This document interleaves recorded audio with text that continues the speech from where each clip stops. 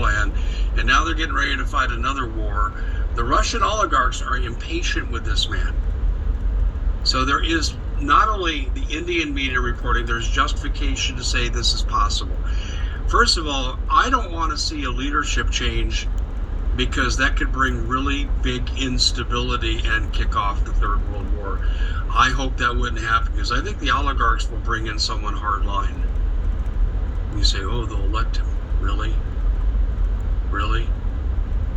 You think that stuff means anything anywhere in the world? It doesn't. So here's the bottom line.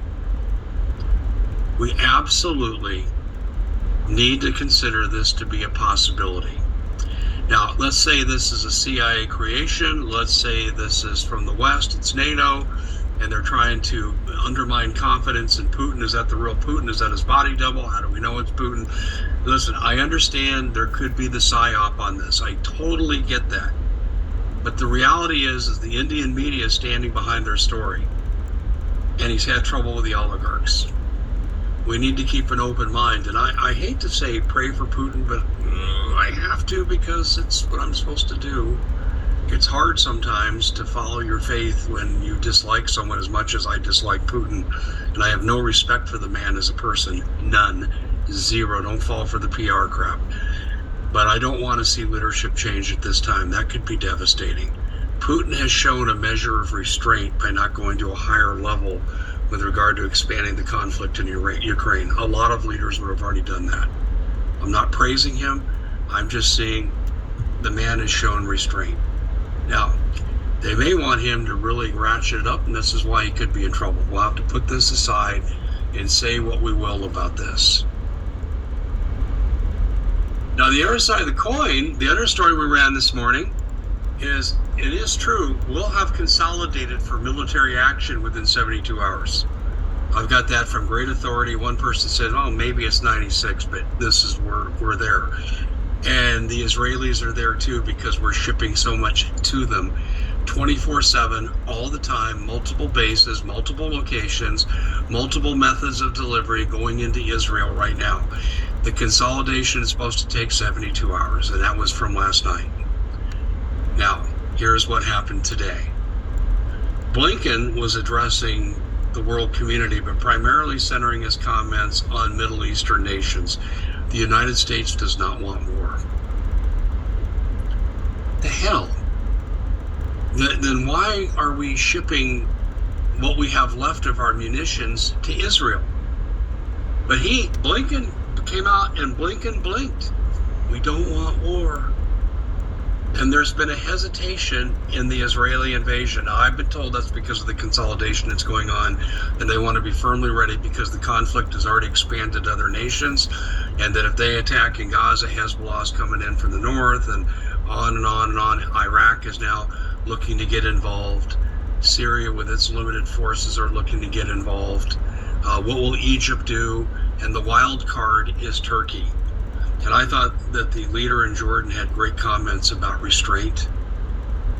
I understand Israel feels they need to get the Hamas leaders and personnel responsible for that attack. I totally support that. But it would be nice if we could do it without the multitude of casualties. Maybe that's wishful thinking.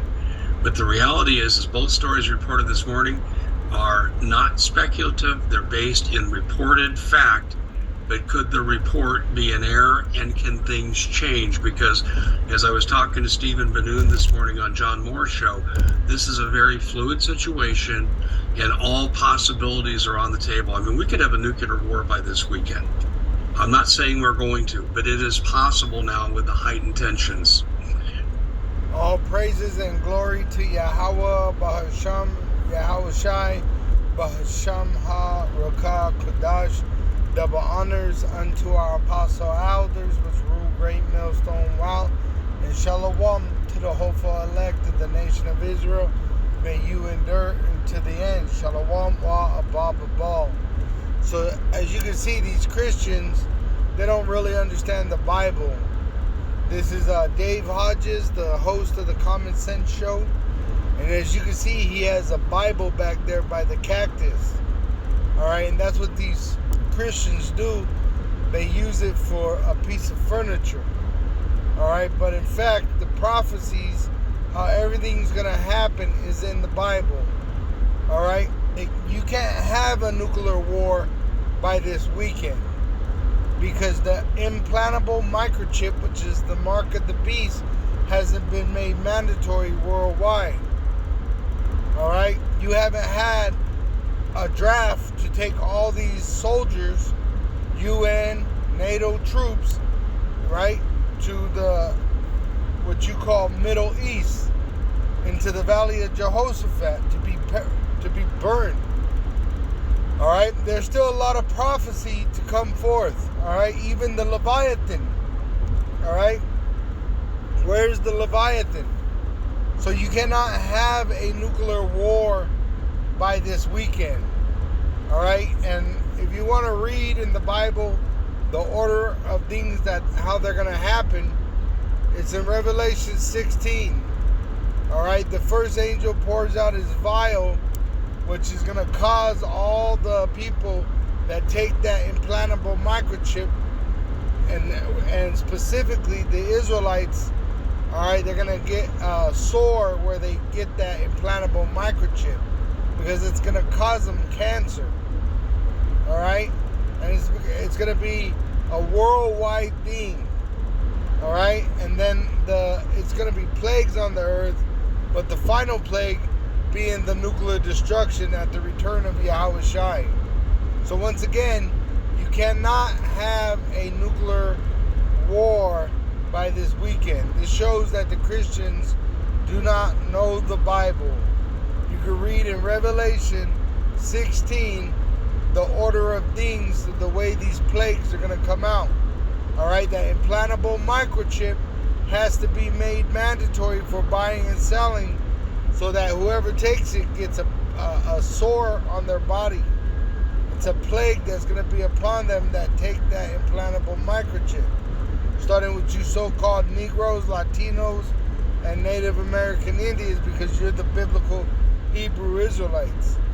All right, and it's an abomination for you to accept this device from the devil, the so-called white man, the red devil the Bible speaks of, Esau Edom, which he's going to come with deception to get the world to take that implantable microchip, to condemn the Israelites to the destruction that is promised to America, which is going to be done by nuclear destruction. Also in the Valley of Jehoshaphat, you're going to have the armies of the world that are going to be implanted with microchips, and they're going to be burnt by laser through the chariots at the return of Yahweh Shai. All praises and glory to Yahweh Ba'asham, Yahweh Shai Ba'asham Ha Rakakodash. Double honors unto our apostle elders which rule great millstone wow, and shalom to the hopeful elect of the nation of Israel. May you endure unto the end. Shalom wa abba.